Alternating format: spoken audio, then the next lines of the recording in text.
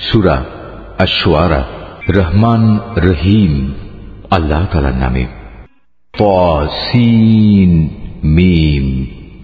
এ হচ্ছে সুস্পষ্ট গ্রন্থের কতিপয় আয়াত। হে নবী, মনে হচ্ছে তুমি তোমার জীবনটাই ধ্বংস করে দেবে, কেন তারা ঈমান আনছে না সে দুঃখে। অথচ আমি চাইলে এদের উপর আসমান থেকে এমন একটি নিদর্শন নাজিল করতে পারি যা দেখে তাদের গর্দান তার দিকে ঝুঁকে পড়বে। যখনই দয়াময় আল্লাহ তাআলার কাছ থেকে এদের কাছে কোনো নতুন উপদেশ আসে, তখনই তারা তা থেকে মুখ ফিরিয়ে নেয়। এরা যেহেতু আল্লাহর আযাব অস্বীকার করেছে, তাই অচিরেই তাদের কাছে সে আযাবের প্রত্যক্ষ বিবরণ এসে হাজির হবে, জানিয়ে তারা ঠাট্টা বিদ্রুপ করত।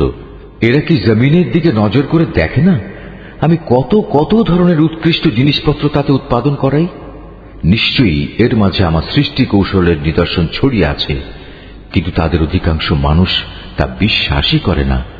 তোমার মালিক অবশ্যই পরাক্রমশালী ও পরম দয়ালু। হে নবী, তুমি তাদের সে সময়কার কাহিনী শোনাও যখন তোমার মালিক মূসাকে ডাকলেন ইসলামের দাওয়াত নিয়ে, যেন জালেম জাতির কাছে যায় যেন ফেরাউনের জাতির লোকদের কাছে। তারা কি আমার ক্রোধকে ভয় করে না? সে বলল, হে আমার মালিক, আমি আশঙ্কা করছি তারা আমাকে মিথ্যা সাব্যস্ত করবে। তাছাড়া আমার হৃদয় সংকীর্ণ হয়ে আসছে, আমার জিহ্বা ভালো করে কথা বলতে পারে না। এমত অবস্থায় আমার সাহায্যের জন্য তুমি হারুনের কাছে নবুয়ত পাঠাও। তাছাড়া আমার উপর তাদের আগে থেকেই একটা অপরাধের অভিযোগ আছে, তাই আমি ভয় করছি এখন তারা সে অভিযোগে আমাকে মেরেই ফেলবে। আল্লাহ তাআলা বললেন, না, তা কখনো হবে না। আমার আয়াত নিয়ে তোমরা উভয়ই তার কাছে যাও, আমি তো তোমাদের সাথেই আছি, আমি সবকিছু শুনতে পাই। তোমরা দুজন যাও ফেরাউনের কাছে, অতঃপর তোমরা তাকে বলো, আমরা সৃষ্টিকুলের মালিক আল্লাহ তাআলার প্রেরিত রাসূল, তুমি বনী ইসরাইলদের আমাদের সাথে যেতে দাও। ফেরাউন এসব শুনে বলল, হে মূসা, আমি কি তোমাকে আমাদের তত্ত্বাবধানে রেখে লালন পালন করিনি? তুমি কি জীবনের বেশ কয়েকটি বছর আমাদের মধ্যে অতিবাহিত করনি? তখন তোমরা যা কিছু করার ছিল তা তুমি ঠিক মতোই করেছ। তুমি তো দেখছি ভারী অকৃতজ্ঞ মানুষ। বলল, হ্যাঁ, আমি তখন সে কাজটি একান্ত না জানা অবস্থায় করে ফেলেছি। অতঃপর যখন আমি তোমাদের কাছ থেকে প্রতিশোধের ব্যাপারে ভয় পেয়ে গেলাম, তখন আমি তোমাদের এখান থেকে পালিয়ে গেলাম। তারপর আমার মালিক আমাকে বিশেষ জ্ঞান দান করলেন এবং আমাকে রাসূলদের দলে শামিল করলেন। আর তুমি তোমার রাজ পরিবারের সে অনুগ্রহ যার বোঝা তুমি আজ আমার উপর রাখার প্রয়াস পেলে, তার মূল কারণ এটাই ছিল যে তুমি বনী ইসরাইলদের নিজের গোলাম বানিয়ে রেখেছিলে। ফেরাউন বলল, সৃষ্টিকুলের মালিক আবার কে? বলল, তিনি হচ্ছেন আসমান সমূহ ও জমিনের এবং এ উভয়ের মধ্যবর্তী স্থানে যা কিছু আছে তার সব কিছুর মালিক। কত ভালো হতো যদি তোমরা বিশ্বাস করতে। ফেরাউন তার আশেপাশে যারা বসা ছিল তাদের বলল, তোমরা কি শুনছো মূসা কি বলছে? সে বলল, তিনি তোমাদের মালিক এবং তোমাদের পূর্বপুরুষদেরও মালিক। ফেরাউন তার দলবলকে বলল, তোমাদের কাছে পাঠানো তোমাদের রসুল হচ্ছে আসলেই এক বদ্ধ পাগল। সে বলল, তিনি পূর্ব পশ্চিম উভয় দিকের মালিক, আরো মালিক এদের উভয়ের মাঝখানে যা কিছু আছে সে সব কিছুরও। কত ভালো হতো যদি তোমরা অনুধাবন করতে। সে বলল, হে মূসা, যদি তুমি আমাকে বাদ দিয়ে অন্য কাউকে মাবুদ হিসেবে গ্রহণ করো, তাহলে আমি অবশ্যই তোমাকে জেলে ভরব। সে বলল, আমি যদি তোমার সামনে নবুয়তের সুস্পষ্ট কোনো দলিল প্রমাণ হাজির করি, তবুও কি তুমি এমনটি করবে? সে বলল, যাও নিয়ে এসো সে দলিল প্রমাণ, যদি তুমি তোমার দাবিতে সত্যবাদী হও। অতঃপর সে তার লাঠি জমিনে নিক্ষেপ করল, তৎক্ষণাৎ তা একটি দৃশ্যমান অজগর হয়ে গেল। দ্বিতীয় নিদর্শন হিসেবে সে বগল থেকে তার হাত বের করল, সাথে সাথেই তা দর্শকদের সামনে চমকাতে লাগল। ফেরাউন তার আশেপাশে উপবিষ্ট দরবারের বড় আমলাদের বলল, হে তো দেখছি আসলে একজন সুদক্ষ জাদুকর। সে তার জাদুর শক্তি দিয়ে তোমাদের দেশ থেকে তোমাদেরই বের করে দিতে চায়। বলো, এখন তোমরা আমাকে এ ব্যাপারে কি পরামর্শ দেবে? তারা বলল, আমাদের মতে তুমি তাকেও তার ভাইকে কয়েকদিনের অবকাশ দাও এবং এ সুযোগে তুমি শহরে বন্দরে জাদুকরদের নিয়ে আসার ফরমান দিয়ে সংগ্রাহকদের পাঠিয়ে দাও। তাদের বলে দাও তারা যেন প্রতিটি সুদক্ষ জাদুকরকে তোমার সামনে এনে হাজির করে। অতঃপর একটি নির্দিষ্ট দিনে একটি নির্দিষ্ট সময়ে দেশের সব জাদুকরদের একত্রিত করা হল। সাধারণ মানুষদের জন্যও শাহী ফরমান জারি করে বলা হল তারাও যেন সেখানে একত্রিত হয়। এ আশা নিয়ে আজ সবাই আসবে যে যদি জাদুকররা আজ বিজয়ী হয় তাহলে আমরা মুসাকে বাদ দিয়ে তাদের অনুসরণ করতে পারব। তারা ফেরাউনের সামনে এসে বলল, আমরা যদি আজ জয়লাভ করি তাহলে আমাদের জন্য পর্যাপ্ত পুরস্কার থাকবে তো? সে বলল, হ্যাঁ, তা তো অবশ্যই। তেমন অবস্থায় তোমরাই তো হবে আমার ঘনিষ্ঠ জন। মোকাবেলা শুরু হয়ে গেলে মুসা তাদের বলল, হ্যাঁ, তোমরাই আগে নিক্ষেপ করো যা কিছু তোমাদের কাছে নিক্ষেপ করার আছে। অতঃপর তারা তাদের রশি ও লাঠি মাটিতে ফেলল এবং তারা বলল, ফেরাউনের ইজ্জতের কসম, আজ অবশ্যই আমরা বিজয়ী হব। তারপর মুসা তার হাতের লাঠি জমিনে নিক্ষেপ করল। সহসা তা এক বিশাল অজগর হয়ে তাদের জাদুর অলীক সৃষ্টিগুলোকে গ্রাস করতে লাগল। অতঃপর ঘটনার আকস্মিকতা জাদুকরদের সাজদা অবনত করে দিল। তারা বলল, আমরা সৃষ্টিকুলের মালিকের উপর ঈমান আনলাম মুসা ও হারুনের মালিকের উপর। এতে ক্রোধান্বিত হয়ে সে ফেরাউন বলল, এ কি, আমি তোমাদের কোন রকম অনুমতি দেওয়ার আগেই তোমরা তার মালিকের উপর ঈমান এনে ফেললে? আমি বুঝতে পারছি, আসলে এ হচ্ছে তোমাদের সবচেয়ে বড় গুরু। এই তোমাদের সবাইকে জাদু শিক্ষা দিয়েছে। অতি সত্বর তোমরা তোমাদের অবস্থা জানতে পারবে।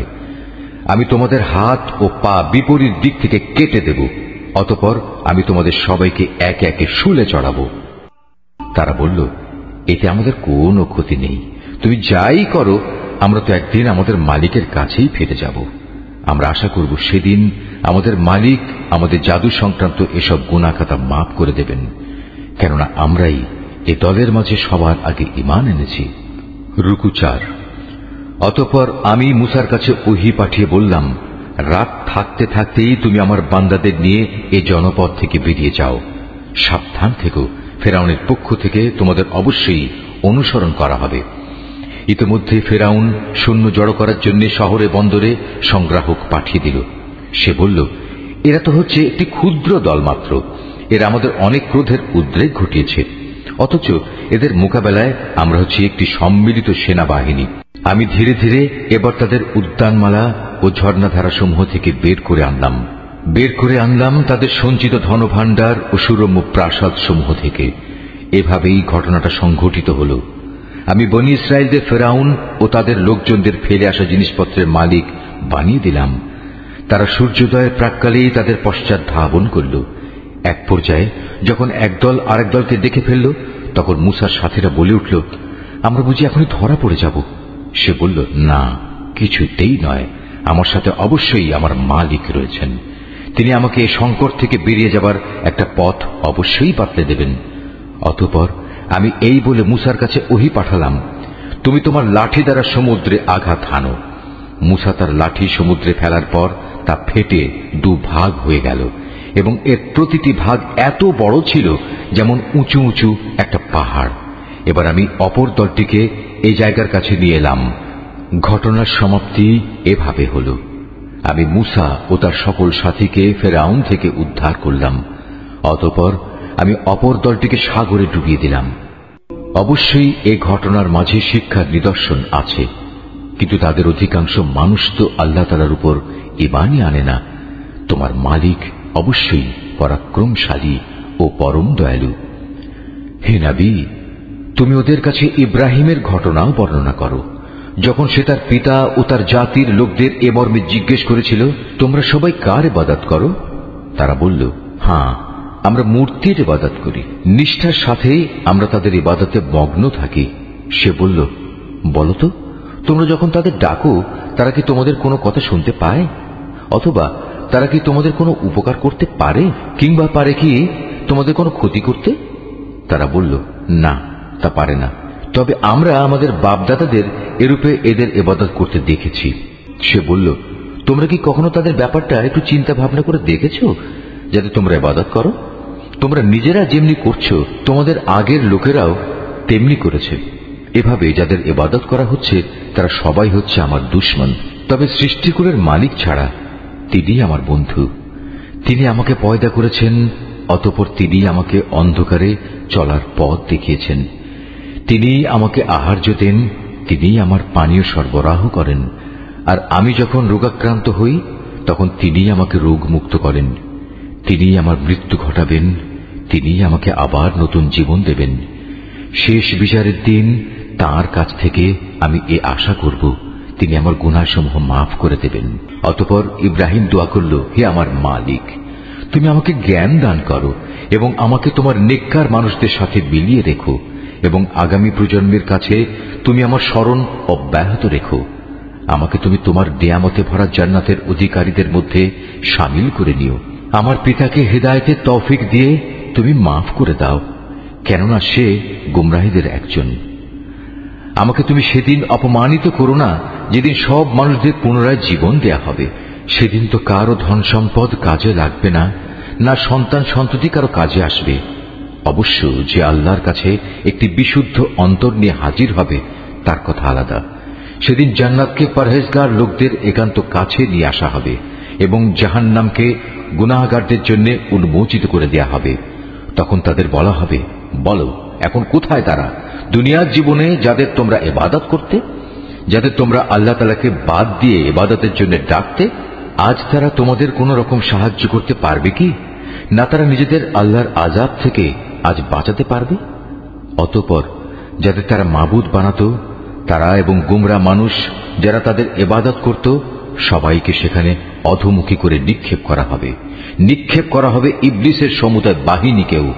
সেখানে গিয়ে তারা নিজেরা এক মহা বিতর্কে লিপ্ত হবে এবং প্রত্যেকেই নিজ নিজ মাবুদদের বলবে, আল্লাহ তাআলার কসম, আমরা দুনিয়াতে সুস্পষ্ট গুমরাহিতে নিমজ্জিত ছিলাম। বিশেষ করে যখন আমরা সৃষ্টিকুলের মালিক আল্লাহ তাআলার সাথে তোমাদেরও তার সমকক্ষ মনে করতাম।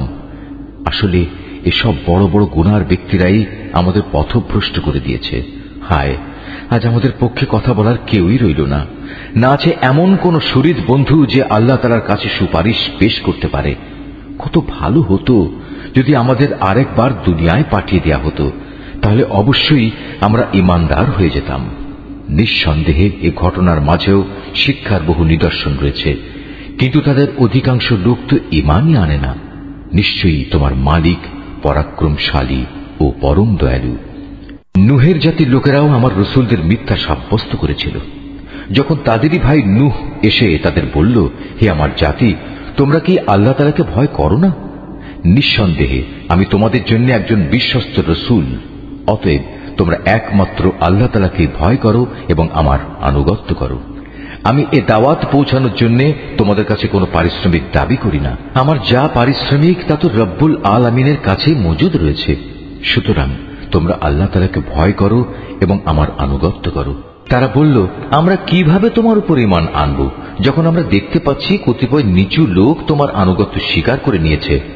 সে বলল, ওরা কে কি কাজ করে তা আমার জানার বিষয় নয়। তাদের কাজের হিসাব গ্রহণ করা আমার দায়িত্ব নয়, এটা তো সম্পূর্ণ আমার মালিকের ব্যাপার। কত ভালো হতো এ কথাটা যদি তোমরাও বুঝতে পারতে।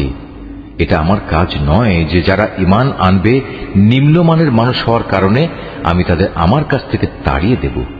আমি তো একজন সতর্ককারী ছাড়ার কিছুই নই।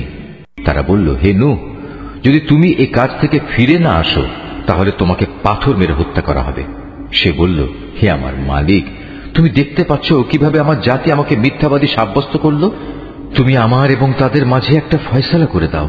তুমি আমাকে এবং আমার সাথে যেসব ঈমানদার মানুষরা আছে তাদের সবাইকে এদের ফিতনা থেকে উদ্ধার করো। আমি তার এ দোয়া কবুল করলাম।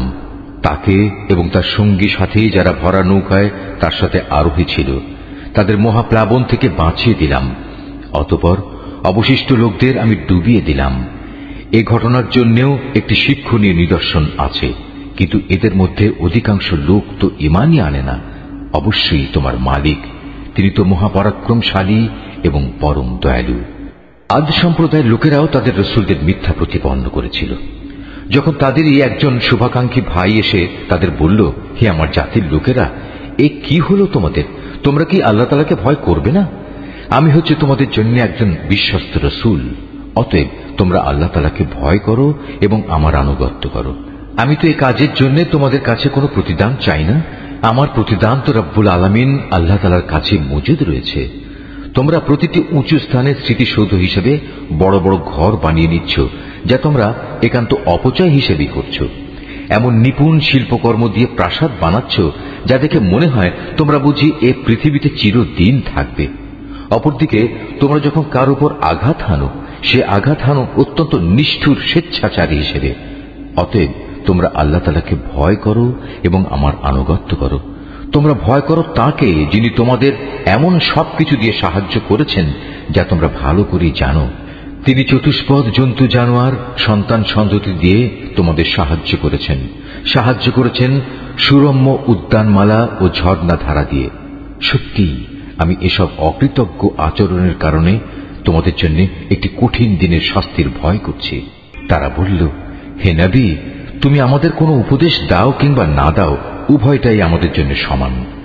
তোমার এসব কথা আগের লোকদের নিয়ম নীতি ছাড়া আর কিছু নয়। আসলে আমরা কখনো আযাব প্রাপ্ত হব না। অতঃপর তারা তাকে মিথ্যা সাব্যস্ত করল।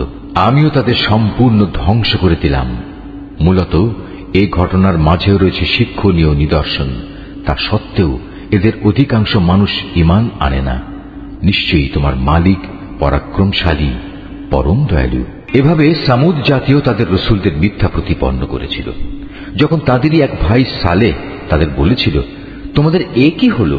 তোমরা কি আল্লাহ তাআলাকে ভয় করবে না? নিঃসন্দেহে আমি তোমাদের জন্য একজন বিশ্বস্ত রসুল। অতএব তোমরা আল্লাহ তাআলাকে ভয় করো এবং আমার আনুগত্য করো। আমি তো তোমাদের কাছে এই কাজের জন্য কোন রকম পারিশ্রমিক দাবি করছি না যে এ ভয়ে তোমরা আমাকে অমান্য করবে।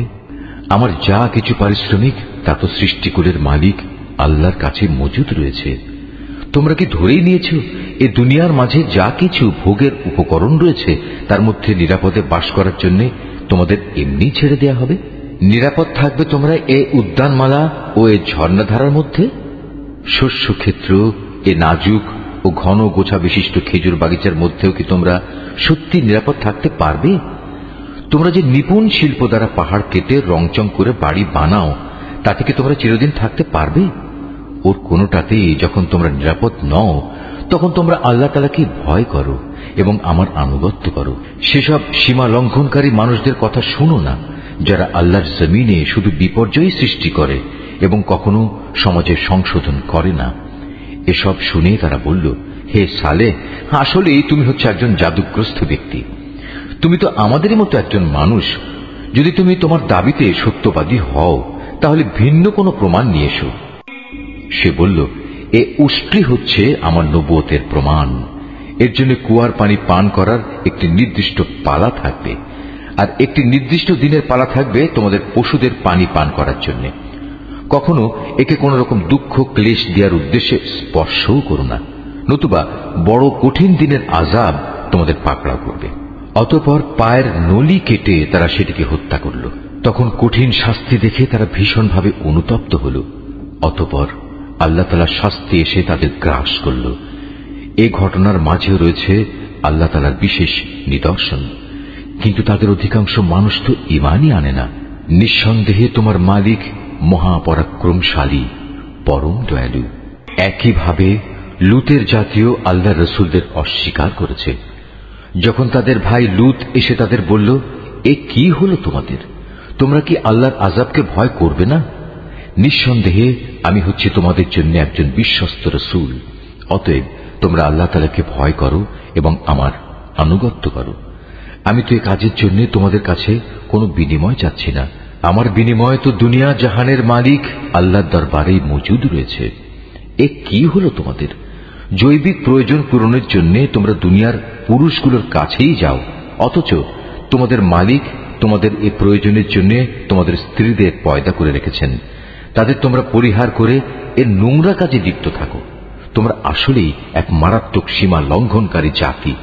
তারা বলল, হে লূত, যদি তুমি তোমার এসব ওয়াজ নসিহত থেকে নিবৃত না হও, তাহলে তুমি হবে বহিষ্কৃতদের একজন। সে বলল, দেখো, আমি তোমাদের এই নোংরা কাজ অত্যন্ত ঘৃণা করি। এবার লূত আল্লাহ তাআলাকে বলল, হে আমার মালিক, তারা যা কিছু করে তুমি আমাকে এবং আমার পরিবার পরিজনকে সেসব ঘৃণিত কাজ থেকে বাঁচাও। অতঃপর আমি লূত ও তার পরিবার পরিজনদের সকলকে উদ্ধার করলাম, তার পরিবারের এক পাপী বৃদ্ধাকে বাদ দিয়ে। সে উদ্ধারের সময় পেছনেই থেকে গেল এবং আযাবে নিমজ্জিত হয়ে গেল। অতঃপর অবশিষ্ট সবাইকেই আমি সম্পূর্ণ ধ্বংস করে দিলাম। তাদের উপর আমি আযাবের বৃষ্টি বর্ষণ করলাম, যাদের ভীতি প্রদর্শন করা হয়েছিল তাদের জন্য কত নিকৃষ্ট ছিল সেই আযাবের বৃষ্টি। এই ঘটনার মাঝেও রয়েছে শিক্ষণীয় নিদর্শন, কিন্তু তাদের অধিকাংশই ঈমান আনে না। নিঃসন্দেহে তোমার মালিক মহাপরাক্রমশালী, পরম দয়ালু। আইকার অধিবাসীরাও আগত রসুলদের অস্বীকার করেছিল। যখন শোয়েব তাদের বলেছিল, হে আমার জাতি, তোমরা কি আল্লাহ তাআলাকে ভয় করবে না? নিঃসন্দেহে আমি হচ্ছি তোমাদের জন্য একজন বিশ্বস্ত রসুল, সুতরাং তোমরা আল্লাহ তাআলাকে ভয় করো এবং আমার আনুগত্য করো।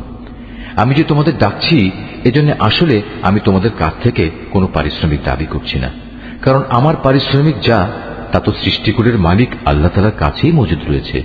হে মানুষ, মাপের সময় তোমরা পুরোপুরি মেপে দেবে, মাপে কম দিয়ে তোমরা ক্ষতিগ্রস্ত লোকদের দলভুক্ত হয়েও না। ওজন করার সময় পাল্লা ঠিক রেখে ওজন করবে। মানুষদের পাওনা কখনো কম দেবে না এবং দুনিয়ায় খামাখা ফিতনা ফাসাদ সৃষ্টি করো না। ভয় করবে তাকে যিনি তোমাদের এবং তোমাদের আগে যারা গত হয়ে গেছে তাদের সবাইকে সৃষ্টি করেছেন। তারা বলল, হে শোয়েব, তুমি তো দেখছি জাদুগ্রস্ত ব্যক্তিদেরই অন্তর্ভুক্ত। তুমি তো আমাদেরই মতো মানুষ। আমরা মনে করি তুমি মিথ্যাবাদীদেরই অন্তর্ভুক্ত। হ্যাঁ, তুমি যদি নবী হওয়ার দাবিতে সত্যবাদী হও তাহলে যাও, আসমান ভেঙে এর একটি টুকরো আমাদের উপর ফেলে দাও। সে বলল, যা কিছু উদ্ভট দাবি তোমরা করছো আমার মালিক তা ভালো করে জানেন। অতঃপর তারা তাকে মিথ্যা সাব্যস্ত করল। পরিণামে মেঘাচ্ছন্ন দিনের এক ভীষণ আযাব তাদের পাকড়াও করল।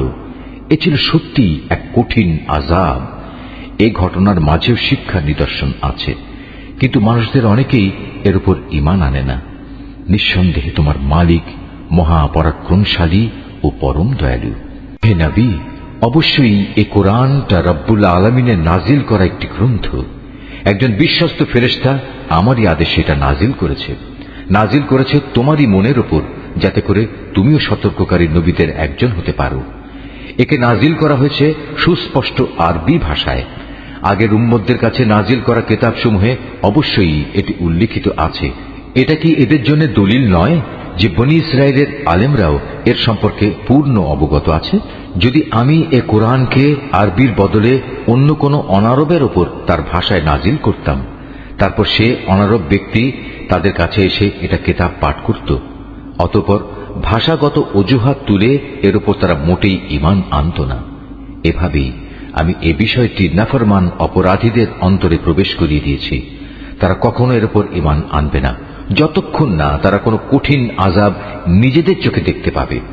আর সে আযাব কিন্তু তাদের কাছে আসবে একান্ত আকস্মিকভাবেই, তারা কিছুই টের পাবে না। তখন তারা বলবে, আমাদের কি কিছু সময়ের জন্য অবকাশ দেয়া হবে না? অথচ সে লোকগুলোই একসময় আযাব ত্বরান্বিত করতে চেয়েছিল। তুমি এ বিষয়টা চিন্তা করে দেখেছ কি? যদি আমি তাদের অনেক দিন ধরে পার্থিব ভোগবিলাস ভোগ করতেও দেই, তারপর যে আযাব সম্পর্কে তাদের ওয়াদা করা হয়েছিল তা যদি সত্যি তাদের কাছে এসে পড়ে, তাহলে এই যে বৈষয়িক বিলাস তারা ভোগ করছিল তা সব কি কোনো কাজে লাগবে? আমি কাফেরদের কোন জনপদকেই ধ্বংস করিনি যার জন্য পূর্বেই কোন সতর্ককারী নবী পাঠানো হয়নি।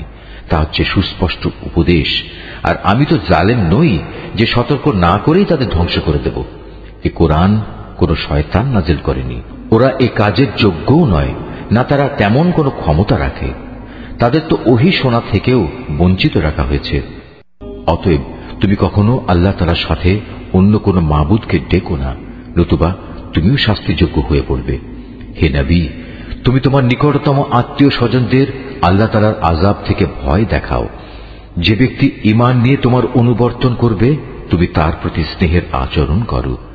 আবার যদি কেউ তোমার সাথে নাফরমানি করে তাহলে তুমি তাকে বলে দাও, তোমরা আল্লাহ তাআলার সাথে যে আচরণ করছো তার পরিণামের জন্য আমি কিন্তু মোটেই দায়ী নই।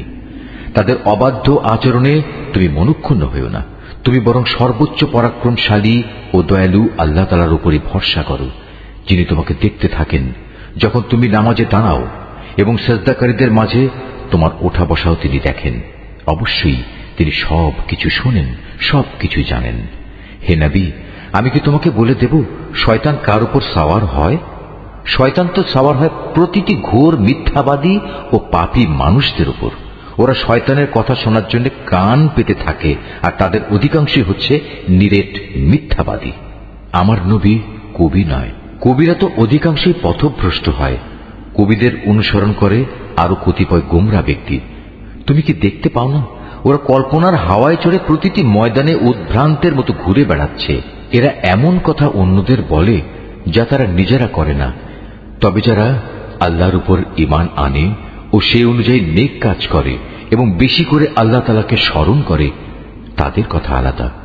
তাদের উপর জুলুম করার পরেই কেবল তারা আত্মরক্ষামূলক প্রতিশোধ গ্রহণ করে। আর জুলুম যারা করে তারা অচিরেই জানতে পারবে তাদের একদিন কোথায় ফিরে যেতে হবে।